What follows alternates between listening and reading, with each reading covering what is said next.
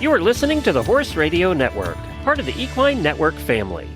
This is episode 256 of Horsemanship Radio, brought to you by HandsOnGloves, the all-in-one revolutionary bathing, grooming, shedding gloves.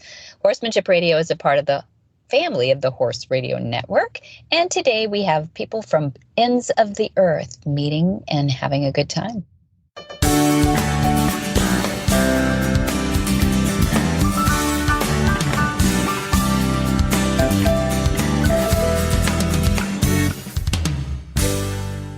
This is Debbie Laux, and you're listening to the Horsemanship Radio. Thanks for joining us. Horsemanship Radio airs on the 1st and the 15th of the month. It's the 1st that this is coming out on, and I have my producer, Jen, with me today. Hi, Jen.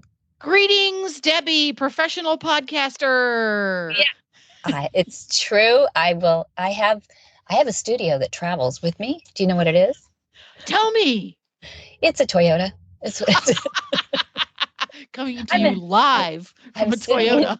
I'm sitting in a Toyota as we just for the segues, but that's just for our part together, right? I'm parked in Orange County somewhere, and not in Florida, Orange County, but in. Well, that's true. We have an Orange County too. Yeah. You do. Yes, you do. Sometimes people get it confused with when I say I'm in Orange County, but I'm in Orange County, Southern California, and I'm traveling today back to Santa Barbara, where I get to meet with some lovely people.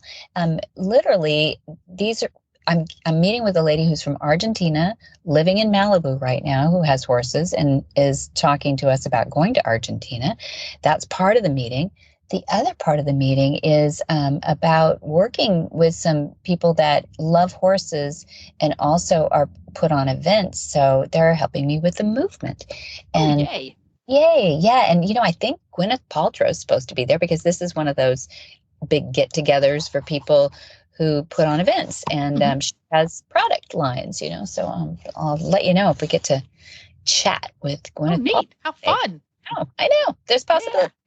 Yeah, well, we have two really interesting guests, and because you're a grown-up, you even have your very own mobile studio podcaster. Yes. You recorded these two without me. Oh no, I was hanging out with Katarina, but two really interesting people. It's so fun when we talk to people from quite literally all over the world. Yes, on this show, how invariably we're more alike than we're different when it comes to our horses. Well, horses. It is the theme. Now, very interesting combination of people that we have on the show today, because Katarina, who you helped us record with her, Koefoed, is from Sweden originally, so you'll hear the Swedish accent. But and Sweden and that whole Scandinavia area, Northern Europe, are really kind to their horses, and they're good. They're very coachable. They're good students, and they really seek out the best for their horses. Always have, since I've been acquainted with horse people, which is a long time. And then we've got Simao, who is, I should say though, Katarina is now living in Texas, of all places. So she's going to have a Swedish Texas accent pretty soon. A Swedish drawl, maybe. I'm not sure. A Swedish drawl. That sounds like the name of a cutting horse. Swedish drawl. That's a good one. But she's coming out for the movement. So we wanted to talk to her about a little bit about how she has studied horses neurologically. Well, I'll describe a little bit about her, and then you'll get to hear her tell her story. But Simao is from Portugal, and he literally got off a plane from Lisbon to LAX and showed up at this class, a Monty special training that we had last week. And lovely man who's making an AI movie, futuristic, about horses. Now, if that's not an interesting combination of factoids, I don't know what is. So I had to sit down with him and talk to him about that too. And that's why he was out here studying horses. Well, before we get to our first guest, we always have a little chat about Hands on Gloves, because they are our title sponsor after all. And you had mentioned something a little earlier about a mare you had there at the farm that could benefit from some new techniques with the Hands on Gloves. Yes, I loved you. We were talking about HandsOnGloves being so clever. There's so many different things about them that we love. But the one thing this poor mare is always suffering from are the little drips off the belly when we wash her. And she's such a sweetheart. She really puts up with a lot. But for her, you can just tell it's like super ticklish, like there was flies all over her belly. And it's not, it's just a little water drops, But even after you scrape her off, you know how the water creeps down under there and it drips a few more times? It drives her bananas. And you told me about a video that showed a guy who had thrown a towel over his dog in this case.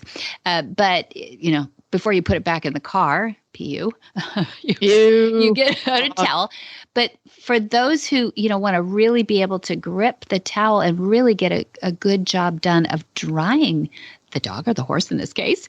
And I could really reach under her belly by putting on my hands-on gloves, grabbing the towel, and, I don't have to hold it very hard if I can scrub under her tummy with that towel and get those last little bits of moisture out of there so it doesn't bother her. We've all taken the towel and we dry some part of the horse with the towel. Mm-hmm. Well, the towel dries the top of the hair. Right. It does, especially as their hair gets a little heavier in the wintertime. Yeah, here we are. It doesn't get down. And it's like trying to wash your hand without using your hair, without using your fingertips. It doesn't work. Exactly, Jen. That's a perfect analogy because I can't get in there, especially under the belly. It's kind of loose skin. And yeah, that's perfect. Brilliant. So washing your horse, give him a quick scrape, and you've already got your hands-on glove on anyway because you were using that to scrub your horse. Yep. Just grab the towel in your hand. Give the tummy a rub, give the legs, and what a great way to also get the legs and fetlocks and coronets really, really dry because that's going to ward off scratches. Yes, that's another thing that we can get here in the tall grasses. And she is a pasture horse, but she's absolutely lovely. And she loves her spa days and loves her grooming, but she hates her little drip drops. There we go. Her tummy. Yet another. We're going to have to develop a pamphlet, 101 useful ways that you can use your. I'm telling you, every time you get horse girls together and you talk about hands-on gloves, we come up with a new one almost every time. every time. And you can find out more at HandsOnGloves.com, or you can find them at your local retailer. Katarina Koefoed is really an anatomical fitting genius, but she has over 15 years experience in the medical device business, and her company is Pure Equestrian.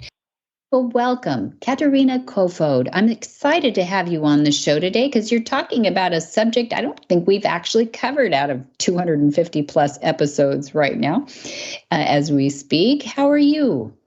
I'm good, thank you. How are you? I'm good. So I got a few words in there. Maybe people can tell that you're originally from Sweden. Is that right? Yes, that's right. I still have my accent. I live in Texas, but I just can't get that Texas accent yet. What is it that you're making the rounds in Texas doing? So I work with to fit saddles and bridles in all disciplines, really. With a focus on dressage and jumpers, but also eventers. And I've actually seen a couple of Western clients as well. So, is there? Yeah. Okay. There shouldn't be a few in Fort Worth. I would think too. No. It's the same horse head, though, isn't it? Same horse body. Exactly. Yes. Exactly. Yeah. So, yeah, and I know your background is medical, but let's start with a little bit of historical. I always like to find out a little bit about how somebody grows up with horses or whether they got into horses later in life. What's your backstory on your horses? So I grew up on a farm in Sweden, and I got my first horse when I was about 6 years old. Oh. And my mom is a dressage rider, so that's how it all started. My dad was never fond of the horses. He paid for them, yeah. But he was more he liked the horsepower of cars and motocross, etc. So, but it was me and my mom, and then my brothers and my dad liked more the horsepower and engines. Yeah, so that's how it started. Yeah. So your love of horse was. Or was this something that was just because you're on a farm, you have horses around, or was it something you were drawn to? It was something I love animals, and it was something I was drawn to. But I have to thank my mom for that. She was the one who introduced the horses into my life. And I've had them ever since. That's awesome. It sort of, yeah. Good for the brain, for sure. But it wasn't going to be your living at first. How did you get into the medical field? So long story short, so initially I wanted to become a veterinarian, to be honest. But then it was quite tricky. I had good grades, but you had to have top-notch grades. So I didn't manage to get in. And then I said to myself, I need a university degree. So so then I studied economics. So I have an MBA. Wow. And that's, but the horses were always with me. And then there was an opportunity in medical device, and I really enjoyed it. It was super fun. And I actually, during the medical device years, we actually had anesthesia machines for animals, not necessarily horses. They couldn't really manage those kind of sizes, but we also had high-speed drills, etc. And it's the same kind of equipment that orthopedic that they use in the human field, actually. So so that's how it sort of evolved. So And I love that you moved to Texas in all of this. Why Texas? Is that where the business is for medical device? So actually, I had an opportunity. I was in Sweden. It was a promotion within the same company, and they said, "So Katarina, you can move either to Malmö, Sweden, or there was a town in the UK, or San Antonio, Texas."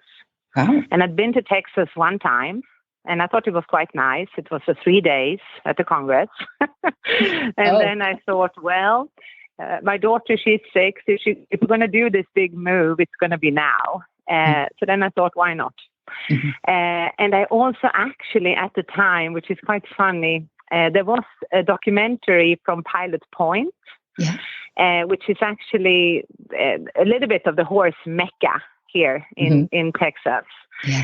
Where there was such nice, it really caught my eye because they had sandy loam, there were horses everywhere, ranches everywhere. So that was actually one of the reasons.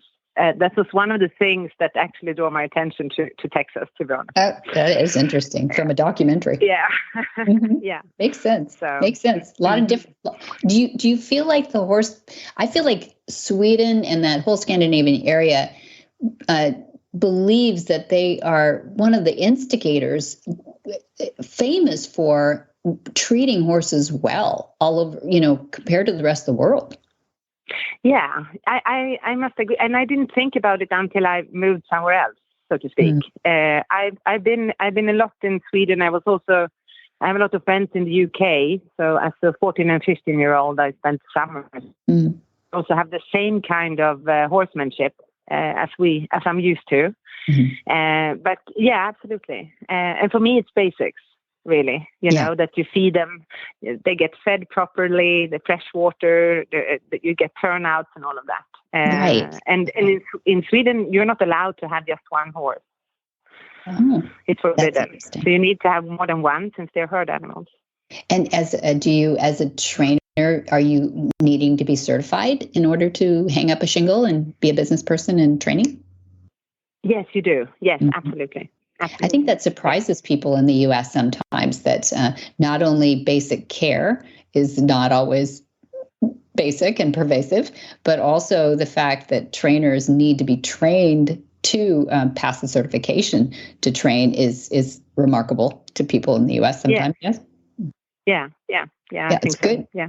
That's good. I think we're getting there. I wanted to get into how you got into the medical devices and crossover to horses, because this is where we see the direction progressively with let's call it extrinsic pieces that we hang on our horse, whether it's something on their head or something on their back, or and we'll get into a little bit of the therapy part of it too, that I think, this completes the circle for me in what your background is. And it's fascinating to me that you've got so many areas of expertise in this too. And the first thing I wanted to say to you is it doesn't surprise me that most of this extrinsic equipment or these things that you're doing with horses is German engineered, because I think on the farm, the most progressive stuff we have comes from Germany. We have Rower and Rube, a Eurosizer, a 12-horse Eurosizer that runs on an oval, which is unusual. And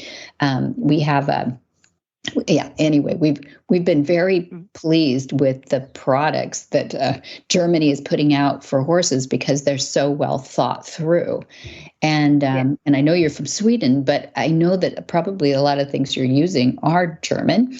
So does this meld your medical background and your love for horses in a way that makes it a better life for horses? Yes, I think so. And I actually, during my whole, I think I had a career in medical device for 15 plus years. And during this time, I always wanted to start my own company within towards large animals. So I always had that dream. And if you look at the medical device field today, almost all the largest corporations, the majority of a lot of their equipment are still made in Germany. Mm-hmm. So there is it's very fascinating actually. So but for me to take the step, so I was a marketing director in medical device in all different kind of areas.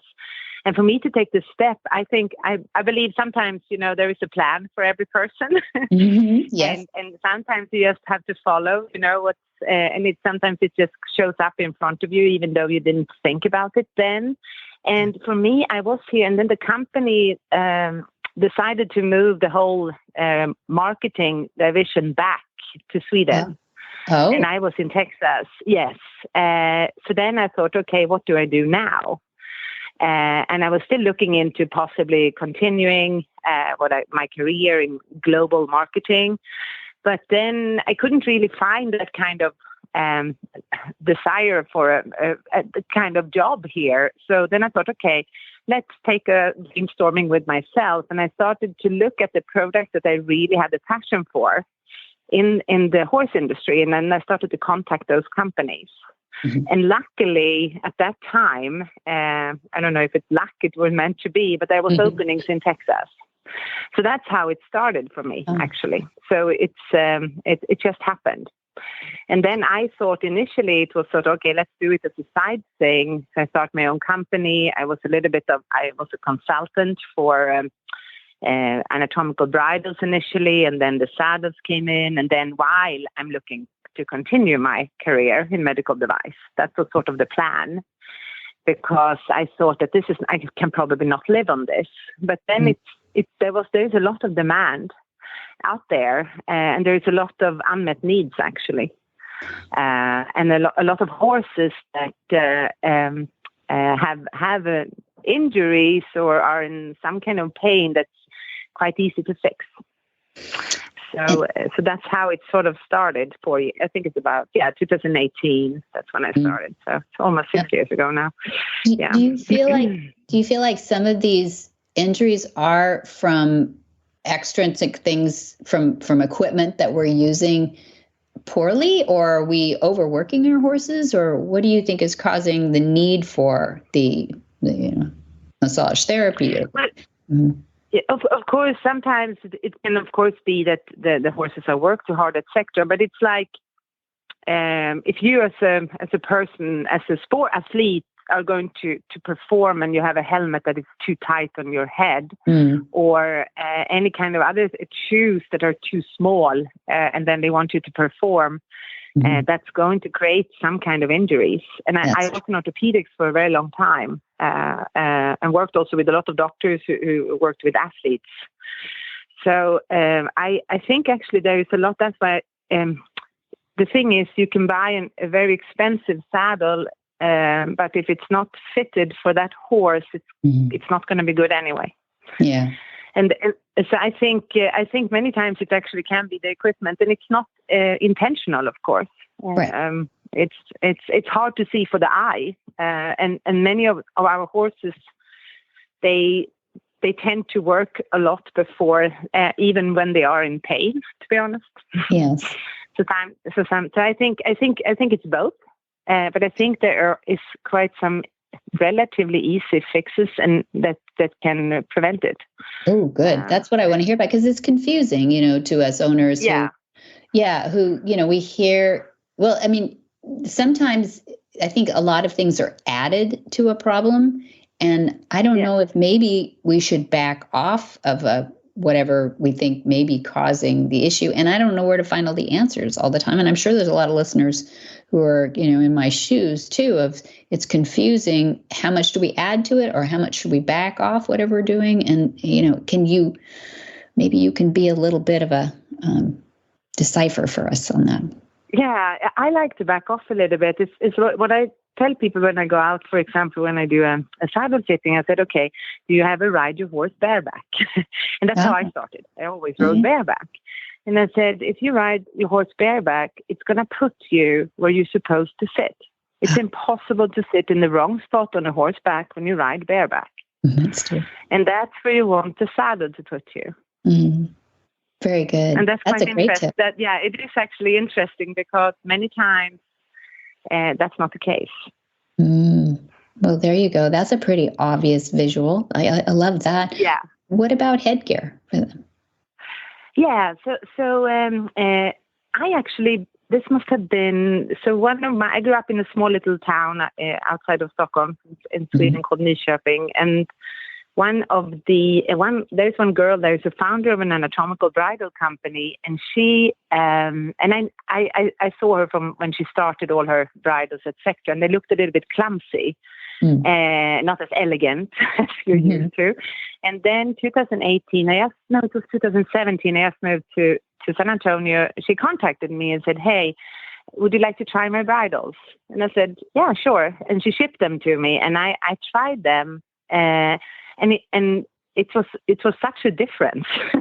What was the difference? Yeah. Do they look different or perform? Yeah, they do look different. So, and there are a lot of different ones out in the market today, many nice ones. But the key that I notice is the headpiece or the crown piece. Okay.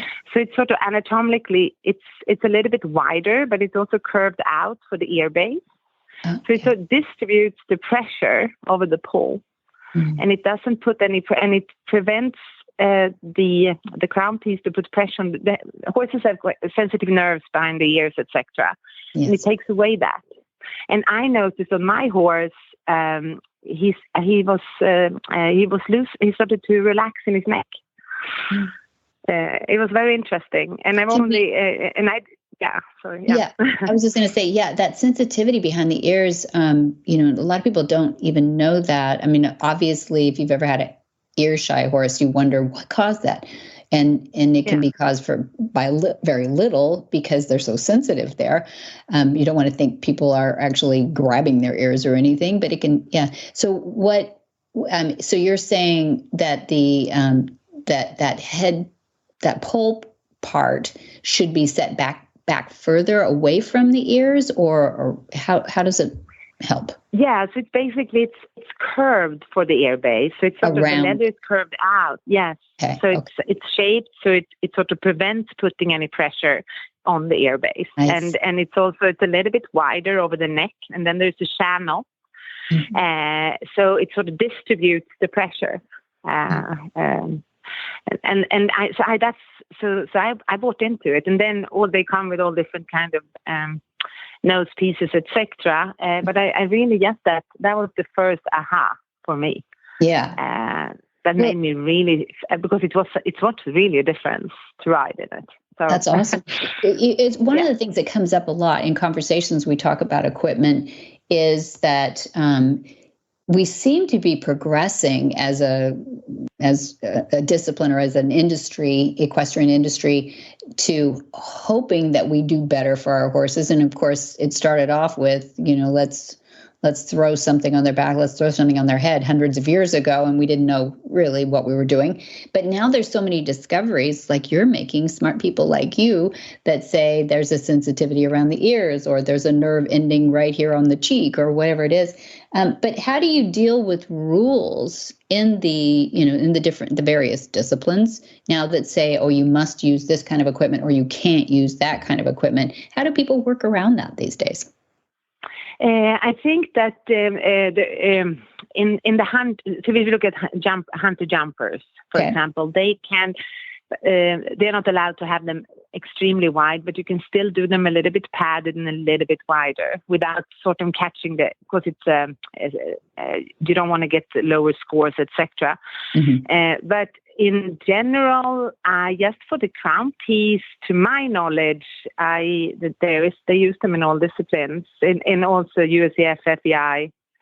So I haven't, that specific part I haven't seen. What I do like a lot is that there is a trend of going away from more and more, when it comes to nose bands, there is a trend actually of not having them at all. And then having less of them. And I like that. Yeah, I do. I was going to ask you about that too, because that is, sometimes they look severe and sometimes they don't. And, maybe us who are looking at the discipline and not involved in it, wonder, how is the horse reacting to that? What does that look like at home when you're training? And do you advocate training in something like, if you had to use a noseband in competition, let's say, do you need to use a noseband at home just to get the horse used to it, or do people just throw it on for the competitions because they have to? How does that work? I think there are many different types of nosebands, actually. So we have, for example, there's one noseband that's very very, very kind and gentle, but it's interesting because it's attached to the cheek piece. Mm-hmm. So because it's attached to the cheek piece, it sort of distributes the pressure from between the bit and the noseband. Mm-hmm. So, for example, I have a really strong horse who and then the noseband is going to help me, and it sits quite high up. But it's like, sometimes you have a halter, like the Duali halter, mm-hmm. where it's, so then that one is quite, and that one is beneficial. So some horses go really well with those kind of nosebands. And then there are other ones, more traditional ones, where they have a flash, etc. Mm-hmm. What I like with these bridles that are anatomical is that they are even the nosebands, they make sure they don't put pressure on the teeth. So they are sort of curved out and they are padded under the cheek. So it's so there are maybe 10, 15 different nosebands out there. But I do see, as you said, a trend with people, and it's good because there's been a debate about you see they tighten too much, etc. So, but I do think it. Go ahead. Sorry. You do think? No. I think I'm a big fan of having, as a kind bit as possible, all of that. That's my, I like that. I think some horses need, of course, a stronger bit for certain types, but I used to train with one Olympic trainer, and he always used to tell me, well, Katarina, if you can start and you can stop and you can turn, then you don't need a stronger bit. Well, I guess that's true. You have brakes and a steering wheel. That's good. Well, I know that everybody is, dealing with these things and we don't always understand it all, but I mean, I guess we're still working within the system and got to do that and want to be fair to our horse. So it's wonderful that we have learned people out there that know the orthopedics and the neuro workings of a horse, because we don't always. But before we go too far on extrinsic equipment, I was also curious because you have a background also in PEMF, which is a big deal right now. It's see a lot of different versions of it and everything. And I thought maybe you could make sense of it for us, for those people who are not knowing what they might hear about it or might even see it happening in their barns. But can you tell us a little bit about that? Yeah. So I think it's a great concept, and it's actually it's been used in. There's a lot of clinical studies for people with PEMF.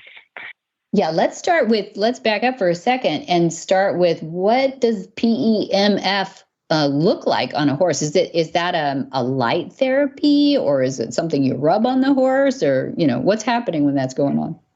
So there are different. It can be blankets. So you put that as a whole blanket, or you can just do the neck portion. You also have it for the legs or the hocks. Mm-hmm. It increases the blood circulation, and it's muscle relaxing. Good. I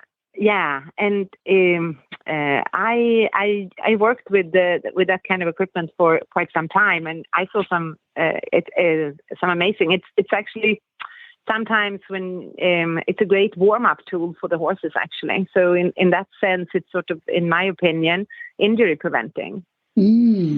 That's brilliant. So it's not just a therapy or to bring a horse back, something medicinal. Yeah, you can do both. There are different settings. Yeah, there are different settings, but you can also do it to warm them up, and you can do it also afterwards. Very interesting, I think. Yeah. Mm-hmm. Yeah. So I've got a couple of veterinarians. I'm honored to have a couple of veterinarians that have board their horses here too. And I've seen them using it quite often, but I thought, well, of course they do, because they know what they're doing. Is it something difficult? Can we mess up here, or is it something that you can't really?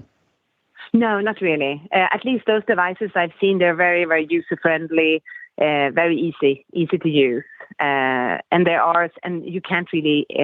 It's sort of, I would see it as more of a long-term treatment. Mm-hmm.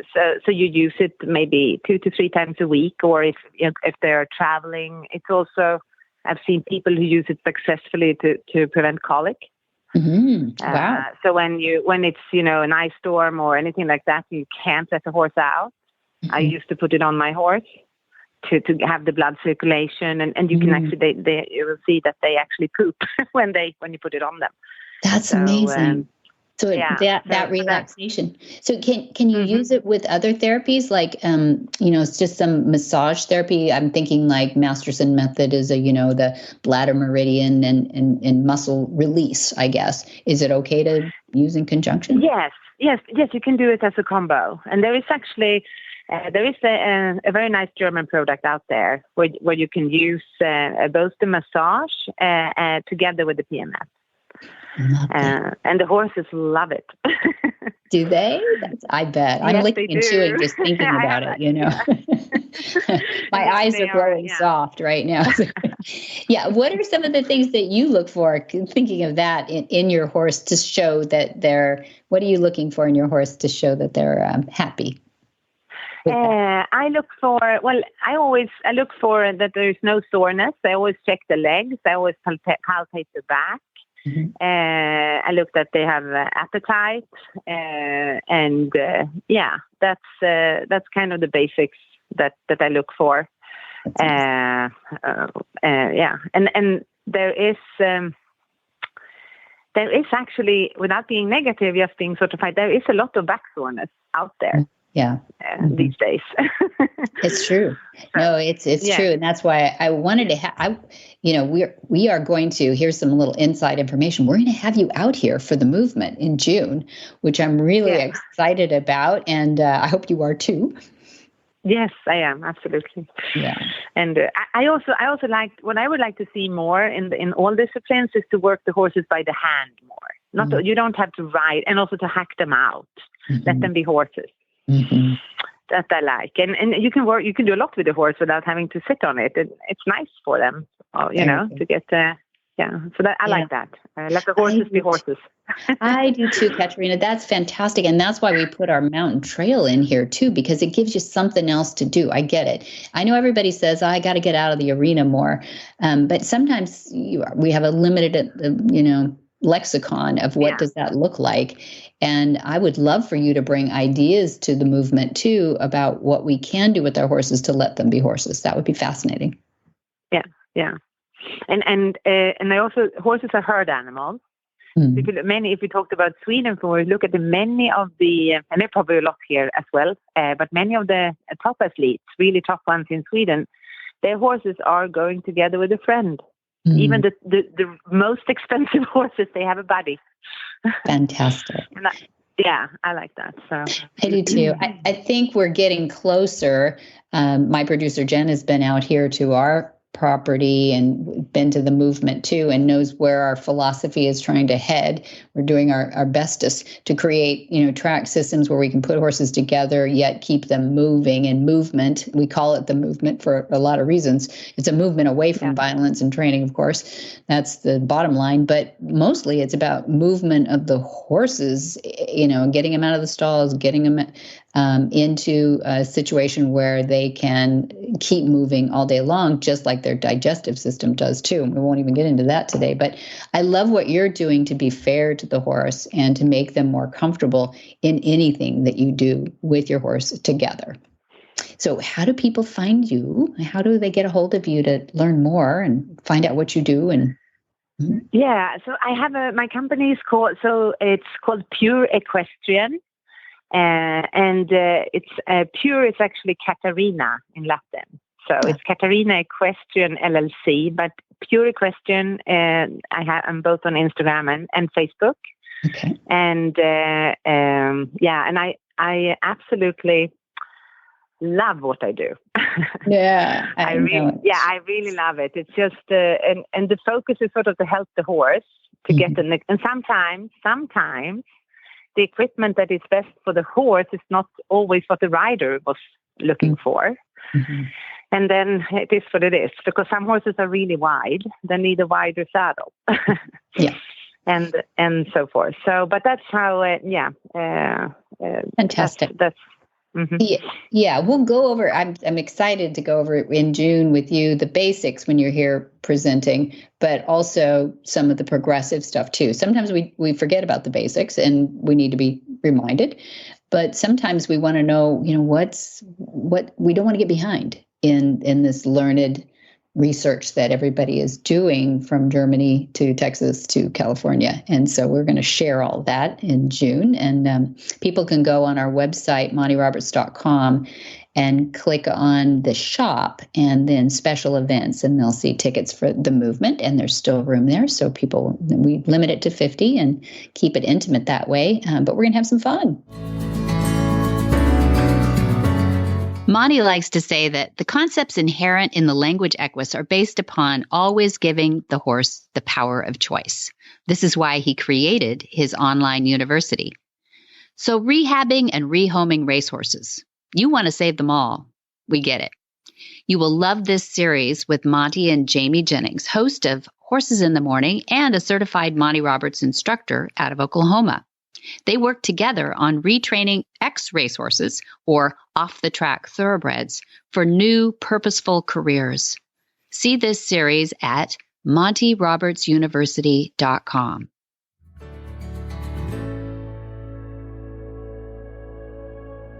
See, Mao spent an early part of his life with horses and loved them until he developed allergies. You'll hear his story, but he has a background now in the film industry in Portugal and has now come over to Los Angeles to live out the dream of directing a movie that's futuristic about incorporating artificial intelligence and a future in horsemanship. Today, I wanted to sit down with Simao to talk to you today, Simao, about why you're here. That's first. You can think about that for a second. And also what your goals are going forward. But what we all want to hear when we're listening to Horsemanship Radio basically is your horsey background. Because first of all, everybody wants to know everybody's horsey background on this. But second of all, there aren't that many guys with horsey backgrounds anymore. It's more and more women in this world. But I don't know if that's true in Portugal. So tell us a little bit about your horsey background. And were you unusual? Wow. Horsey background. If I was unusual, I don't know. I guess I was unusual because I started riding at around 8 years of age. Okay. Got in my first horse, probably a small pony at 6. But at around 10, 11, 12, I can't really pinpoint the age. I developed this huge allergy to all mammals, really. Oh, all hairy mammals. Not just horses. Not just horses. Oh, Cats too, and And it was a shame because I really wanted to be a veterinarian. Oh. My heroes were Ace Ventura, Dr. Dolittle, and Crocodile Dundee. So I loved animals in general. But also, and horse is such a large mammal. And I've had 20 more years to think about this, and I've been thinking about it more for the past year or less. This year, started this year again, with some newfound inspiration to write a movie. So you've jumped from, you want to be in horses, but you've got huge allergies. So you've taken the last 20 years to think about where you do want to go now without the ability to reach. It took me 20 years to not to contemplate where I was going, but to reach the point of today and this year where I say, I'm getting horses back in my life because this is if I feel this inspired, and sometimes we talk about inspiration as something that makes us feel young again, makes us go back to our youth. Mm-hmm. So when I was with this other person with whom I'm very passionate about making art, and I opened a book, probably the first book I ever bought, called Son of the Wind, about the Lusitano pure breed and the Soraya horse. Yes, we will talk about that. I'd like to hear more about that, yeah. And just thought, this is just my path. Someone has shown me how can I feel this strong emotion about what I have to do. Mm-hmm. And it's related with horses, and it just matches with my really youthful happiness. Yeah, you know? Right. And it's, so that's what got me in here. And, well, I had the proposition to come to California for other subjects related to my, other interests. Like I am, after all, a movie maker. Right. So it felt right to come to LA. I had a friend advise me that had some passion that said you should come, but really it just became about this. The most important part of this trip was this, and I didn't even know it. I already had the flight, and it just all matched perfectly in the dates just lined up. The harmony of my life. So had you heard of Monty Roberts before? Because you're a filmmaker in Portugal, and Portugal is not pervasively natural horsemanship yet. It's not. If we can call it that. It's not. I mean, natural horsemanship. In fact, I'm away from the horse world. I'm just going back to the horse world. But I do see and I do think that this natural horsemanship is the natural, evolved way where we humans are ethically evolving to be more peaceful. Most of us. I hope so. Yes, we are learning. It's not, well, talking about humans and peace is a very lengthy subject, and entropy of the universe and thermodynamics is all, it gets in the middle. You're getting over my head now. It gets in the middle. It gets in the middle of... but horses are so basic, right? We do want to be kinder to one another. Right. This is evolving of human thought. Even though we have examples that show us that we're not there, we really know that this is the way. Very good. So in this, and we're all humans, and it does show up, and we know that people that like horses at a certain point, or animals in general, we don't want to mistreat them. We want to make them not human, because they're there to also to be useful for us. We're here to cooperate. Every human is there to be useful to the other human. Right? That's how we establish our networks. That's right. And horses need us. I mean, you can't get past that. They need us. Yeah, this is not a wildness anymore, and they are... Yeah, and I think they deserve to be understood. And we need them. Exactly. And we our civilizations only thrived, is this correct? Thrived? That's right. From using them, from cooperating with them. Developed from that. Yeah. Developed from horses. So when you signed up for the Monty Special Training, that's what you particularly took this last week, and you knew that it would be generally good horsemanship, right? Taught good horsemanship. Yes. What did you glean from it that surprised you? Glean. Well, what did you learn? What did you absorb from it that you thought? I absorbed that it seemed that I wasn't crazy and that I could really do it. Because I had this girlfriend with whom I had what I thought it was going to be a marriage relationship. Oh, very close, yeah. It was very close, but it didn't get there. We all make mistakes. But her father, he was a big horseman, and he did sell horses. I remember the story. He sold horses to the king of Morocco, for example. So I guess he's really good and he made his life. He lived in a truck with a horse for a long period, doing shows. And so a guy that lives out of horses, and I would expect him to love them. In fact, and he had this, the approach, the classic macho that I've been reading about. Before I came to Maltese, I read a few books. And I realized that there was this difference between the macho, the horse is a dumb animal approach, to something that I felt was what I felt in my heart. And when I went there and rode his horse and rode with him on the paddock, and he was giving me instructions and all that, which I would evidently try to obey as best as I can, because this man is much more experienced and knows much more than me. But my attitude towards the animal was different. It was not I did not want to dominate. I never felt like I needed. I did learn that as a rider. Just stand up straight, show them who's boss. Yeah. You have to be heavy on top of him. Show them that you're stable. But of course, it's a leadership thing. It's not like I'm dominating you. It's like I'm showing you that I am worthy of being on top of you, and I'm worthy to be of being carried by you. Interesting. And that's what I wanted to, and also relax a little bit on the horse, not be so uptight, just relax a little bit, just go with it. If there's no rush, if we're not racing, just let the horse just go on top. And I felt like, man, I really feel I really feel that what I feel about this is right, but I don't have confirmation that this could be true. Mm. And here I kind of did. You did. You got confirmation. That my philosophy, what I think that should be our relationship with nature and other animals is this: we really make an effort to communicate with them.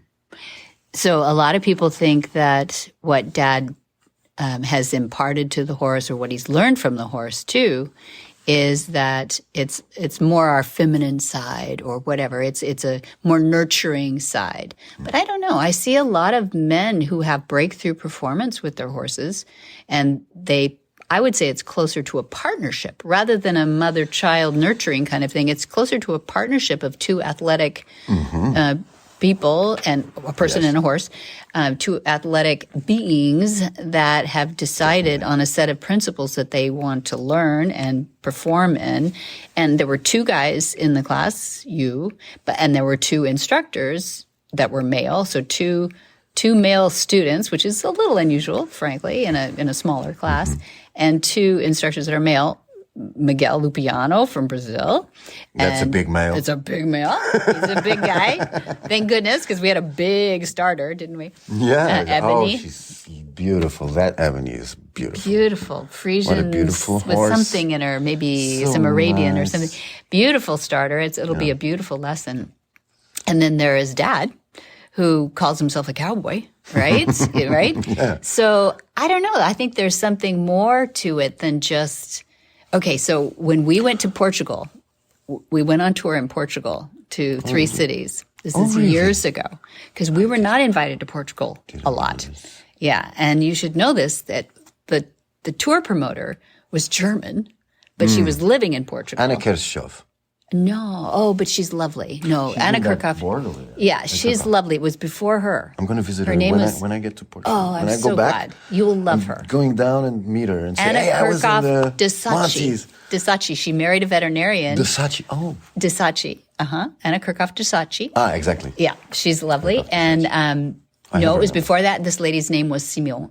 Mm-hmm. Simone. But she was from Germany. Mm-hmm. But she said, okay, we want to have Monty over here because he's very famous, but I don't want all that kissing and hugging stuff. Yeah, we kiss and hug a lot. It's a Latin thing. I don't know. It's a Latin thing. Is we come it? from the Roman Empire. Okay. So my question for you from Portugal, you just flew in from Lisbon, Yes, right? I flew in, yeah. Do they still believe that this technique that Dad uses is kissing and hugging on their horses, or? That's what they said, the kissing. what I they interpreted it wrong because Portuguese love to kiss and hug when they read. Well, It's a that's very- people, no- though. But with the Well, horses, I'm not so sure. Oh, who said that? This lady, this promoter for us. And she was a wonderful promoter. She did great over there. But there was a lot of skepticism about having a relationship with your horse in a partnership or otherwise.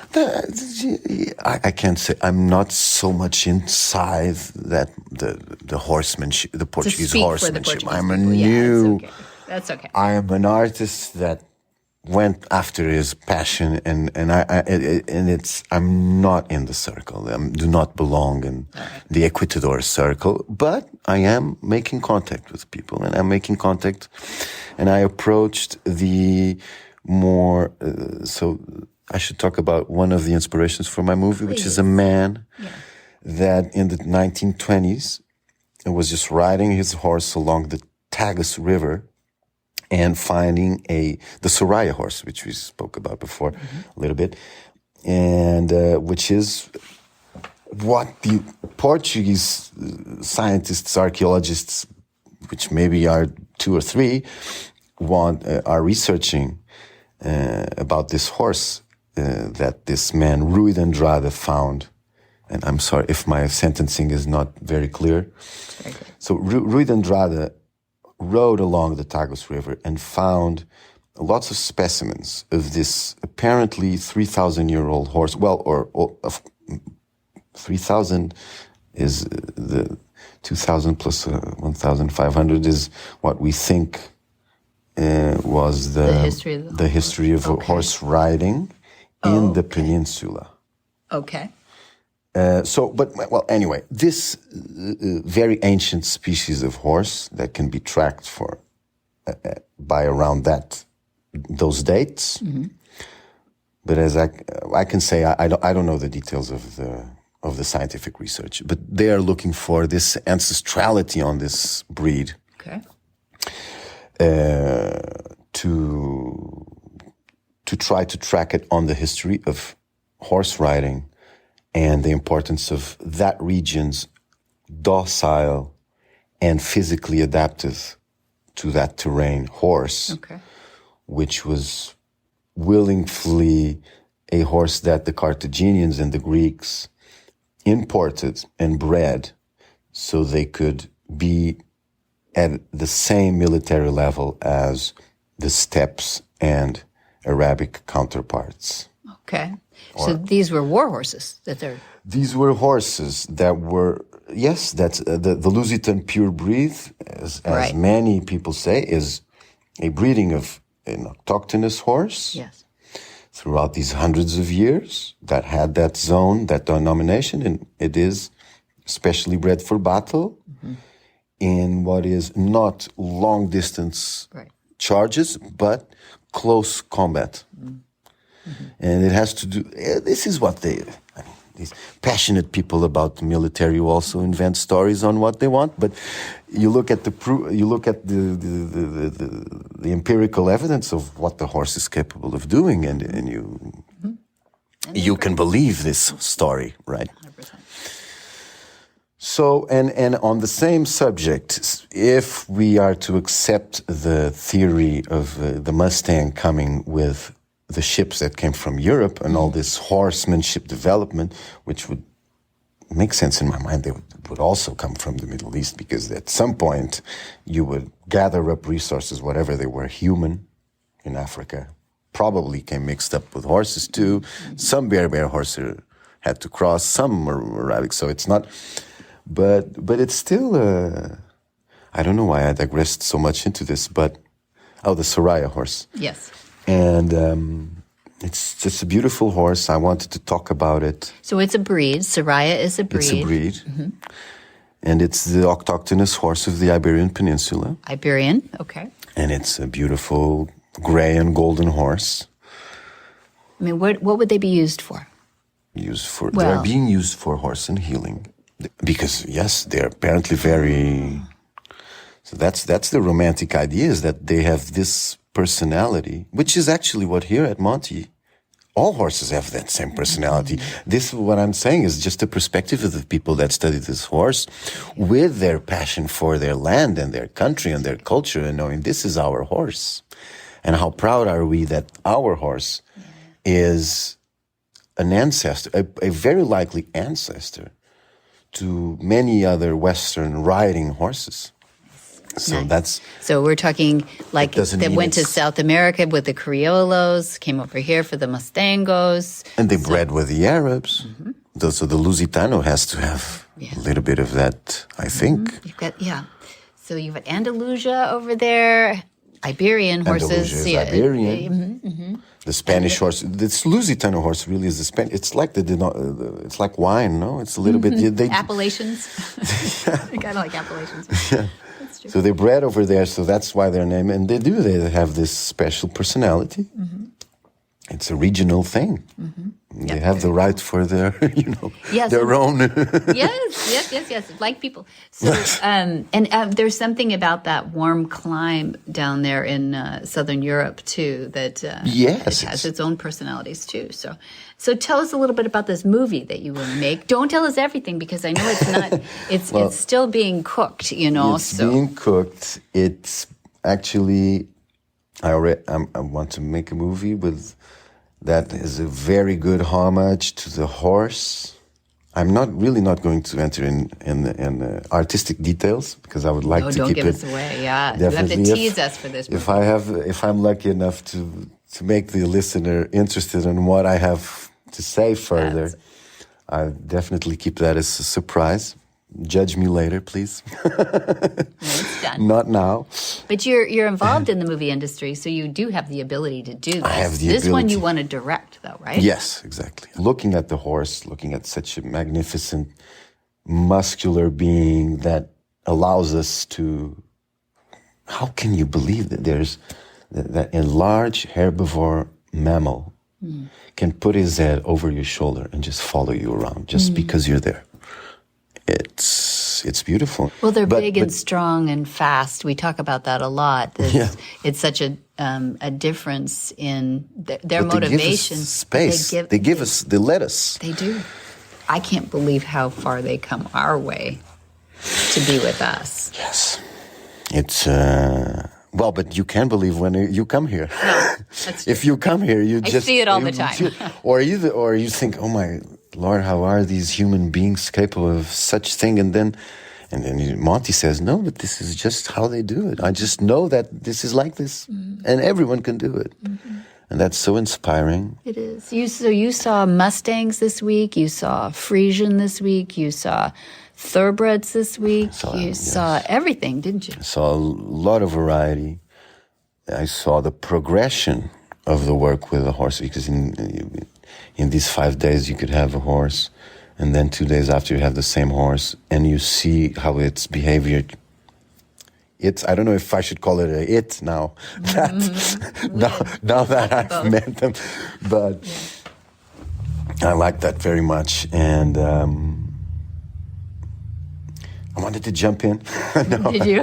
No. Yes, of course. You come with... Sometimes, that's a thing to reflect on, because I came with a hint of desire to fulfill my pleasurely needs of touching the horse and of putting in practice immediately what I learned.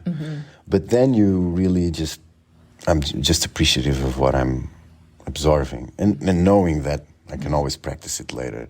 So there is this uneasiness, but you put it under control. So you really have to know that you come here to learn all this, and you will be limited if you think that because of your wanting to participate will just hinder a process that is unfolding before your eyes, and you'll learn to... It's very good to come here and learn about yourself, I guess. Anyway, well, thank you so much for being with us today. I'm so glad to hear sort of the arc of how you spent your week, but also the arc of how you love horses from a little child all the way to today, dedicating a week of your life in a busy life to being more in touch with horses. Thank you. Whisper the language of the herd. Listen, you don't have to say a word. It's time for Jamie Jennings to fetch an email from Monty Roberts' inbox and share a morsel of Monty's wisdom in a little segment we like to call Ask Monty. Leave this world a better place than mine. The magic in the language of the herd. Dear Monty, how does someone introduce your methods to the people who would sing the praises of traditional methods, suggesting that horses need to be shown who is boss? These people would suggest that the whip is helpful and immediate punishment is an effective way to train. Monty's answer. I think that the key to answering this question is to say that I would like my horses to do the talking for me. I believe that if I hold true to my concepts, the horses will continue to learn and perform well. There is no forcing the traditional horseman to accept my concepts. Just as I work without forcing a horse to do anything, I will never demand that another equestrian use my techniques. I would much prefer to be a good role model, advocating a non-violent approach to training and experiencing cooperative horses in return for that effort. What we mean by traditional methods. There have been many horsemen over the centuries that have worked traditionally but have minimized pain and violence, and many others who have maximized those elements. Traditional horsemanship, as I saw it while growing up, was virtually all done with what I would term extreme violence. Consequently, when I use the term traditional, it refers to methods which include what I would consider to be brutal treatment. It seems to me quite clear that there are a percentage of old school horsemen who will choose to go on using harsh techniques throughout their days. So long as their methods are legal, then there is very little that anybody can do about them. We are at a peculiar spot in the evolution of horsemanship because there are areas on this earth where certain actions are illegal while they are accepted in other locations. It is still legal to rope a horse by his legs in most part of the United States, but illegal in some areas. It is still considered acceptable to forefoot a horse in Mexico, but it'll put you in jail in California. Forefooting is the act of roping the front feet while the horse is in full gallop. This causes the horse to fall headfirst into the ground. And this procedure was deemed illegal in the state of California, but only within the past 10 years. The world is changing faster than the generations are rolling by. This results in cultural variations from one geographical area to another. While I support whipless racing in the United States, there are still certain racing communities that levy a fine on the jockey if he doesn't whip his mount. Scandinavia, however, has virtually banned the whip altogether. Germany has a soft, spongy Nerf whip for use on 2-year-olds. Apparently, horsemen in these countries have come to realize that giving the horse a positive experience in the early stages of its racing career is more effective than causing it pain. If you want to have a fight with the traditional horseman, just go up to him when he's trying to load a difficult horse after a show. Tell them that he doesn't have to use harsh techniques like whips and sticks, brooms, twitches, etc. When you wake up with a black eye, you may realize it wasn't effective to confront a violent person in the act of brutality. Some of my students have been known to offer assistance. Once in a while, this works. But most of the time it will get them an earful of profanity and invitation to leave the area at once. I suppose it'll suit me well to just keep doing my demonstrations, thus showing people that the horses have the final say in all of this. And if they respond favorably, it is likely that we'll have a good chance of seeing significant change in the next generation of horse people. For more of these insights into good horsemanship, go to MontyRoberts.com and click on the words Ask Monty at the bottom of the page. Where in the world is Monty Roberts? Monty is looking forward to meeting some new friends, two-legged and four-legged, in June of 2024. We have June 8th, a mountain trail play day. Then June 10th through 14th, we have a gentling wild horse course, and that's getting full. So make sure if you're interested in June, grab it now. And then June 21 through 23 is the movement. Jen's been there. This is our 7th annual. Really excited about it. But again, people are buying those tickets in 2s and 3s right now, and we cap it at 50. So if you're coming, come now, and I'll help you find some places to stay. And in July, we have 8 through 12, the Monty Special Training. Advance warning, we also have an introductory course of the certification process in August. So where do we go to find that out? All of that can be found at montyroberts.com, your one-stop shop for everything Equus University, everything Monty Roberts, everything California Horse Center, everything Horsemanship Radio Podcast. It's all there. Or you can be old school. You can call them on the phone at 805-688-6288. And for details about today's show, if you don't want to go to montyroberts.com, you can go to horsemanshipradio.com. That's the specific website where all of the podcasts are found, all 256 episodes. And you can find links and photos and more information about today's guests and topics. As always, we love your feedback. Please follow Monty Roberts on Facebook. It's Monty Roberts, the one with a little blue check mark. On Twitter as well as Instagram, it's Monty_Roberts. And Debbie posts lots of really cool stuff on Instagram. It is good. We're getting a lot of good feedback on that too. And thank you, Drew. Many thanks to our sponsors as well. That's Jay Michelson at HandsOnGloves.com. Be sure to visit all the other great shows on the Horse Radio Network at www.horseradionetwork.com. Until next time, have many happy horse hours.